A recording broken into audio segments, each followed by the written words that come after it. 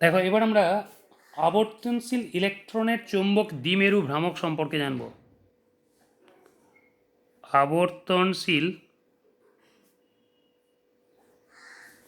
ইলেকট্রনের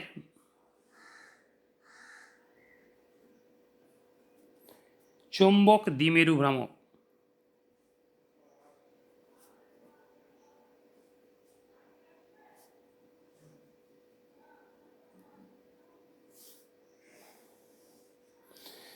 আমরা ধরে নিচ্ছি একটা ইলেকট্রন পরমাণুর মধ্যে নিউক্লিয়াসের চারপাশে স্মল আর ব্যাসার্ধের বৃত্তপথে ঘুরছে। তাহলে এইটা হচ্ছে বৃত্তাকার পথটি।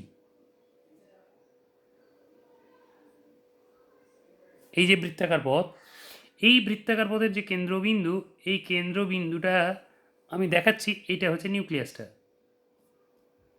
এবার এই নিউক্লিয়াসের চারপাশে স্মল আর ব্যাসার্ধের বৃত্তাকার পথে এই ইলেকট্রন ঘুরছে, এইভাবে অ্যান্টি ক্লকওয়াইজ ডিরেকশনে ঘুরছে।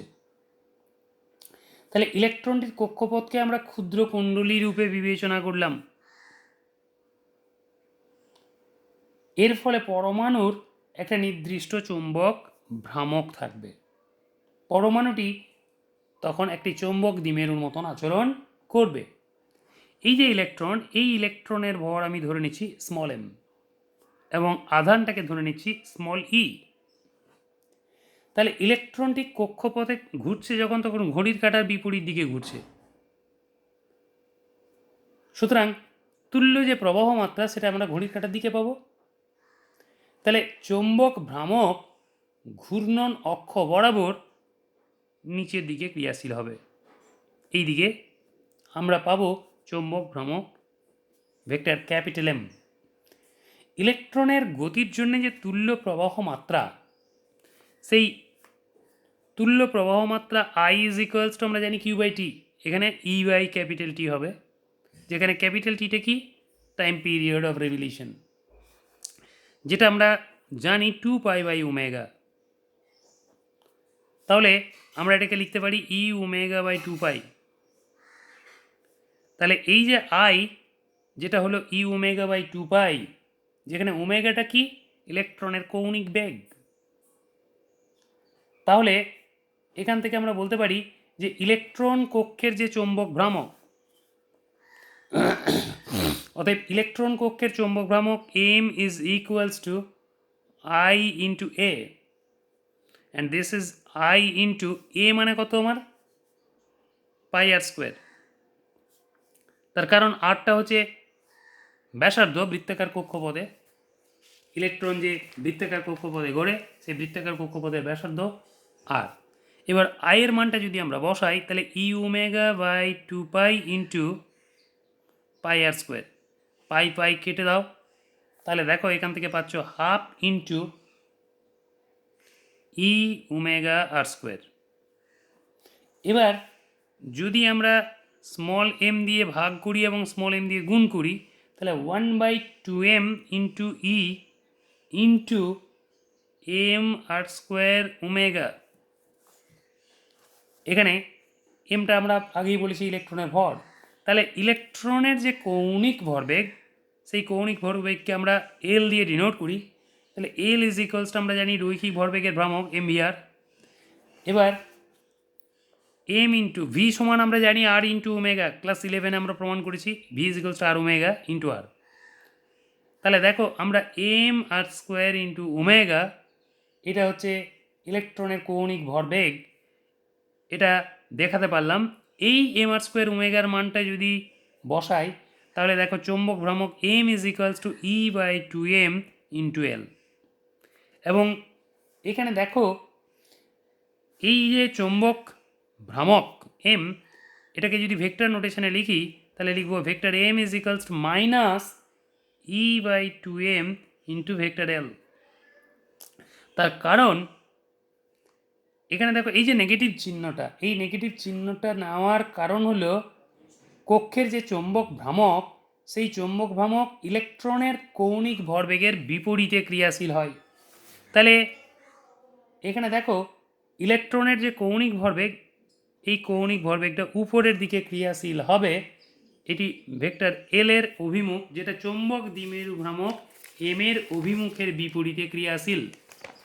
তাহলে আমরা এখান থেকে বলতে পারছি যে vector m is equals to minus e by 2m into vector l. Let us suppose this is equation 1. এখন আমরা বোরের যে তত্ত্ব, সেই বোরের তত্ত্ব অনুসারে জানি যে স্থির কক্ষে ইলেকট্রনের যে কৌণিক ভরবেগ, সেই কৌণিক ভরবেগ h by 2 পাই রাশির সরল গুণিতক হয়। তাহলে h by 2 পাই রাশির যদি সরল গুণিতক হয়,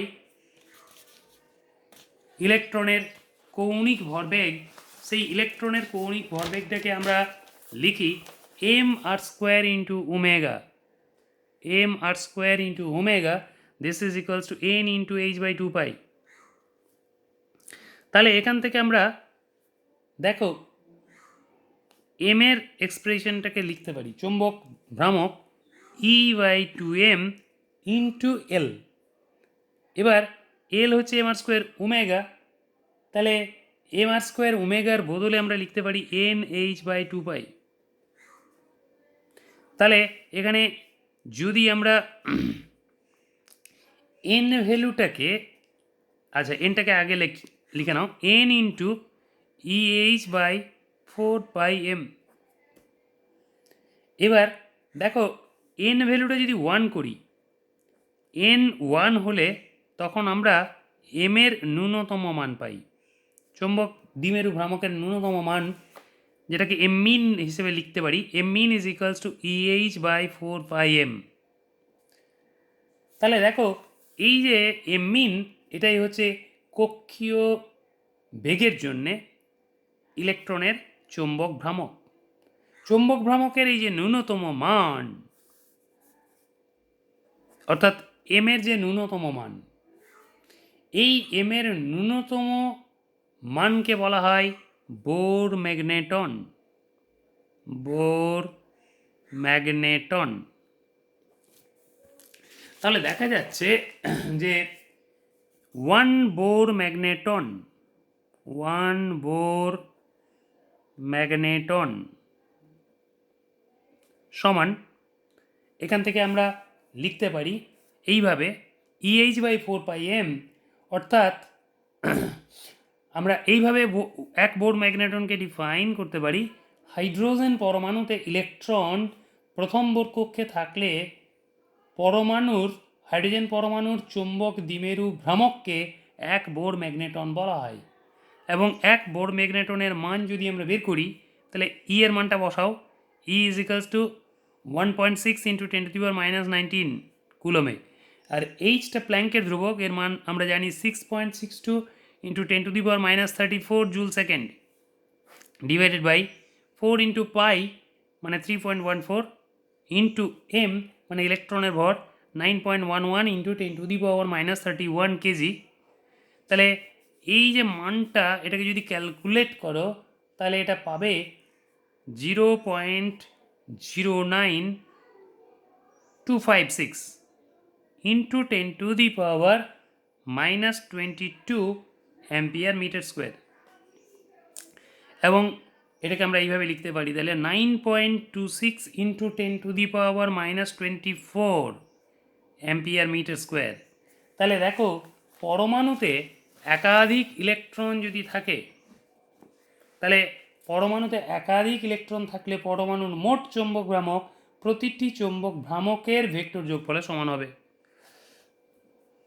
তাহলে এক বোর ম্যাগনেটনের যে মানটা পেলাম আমরা, সেটা হচ্ছে 9.26 into 10 to the power minus 24 ampere metre square.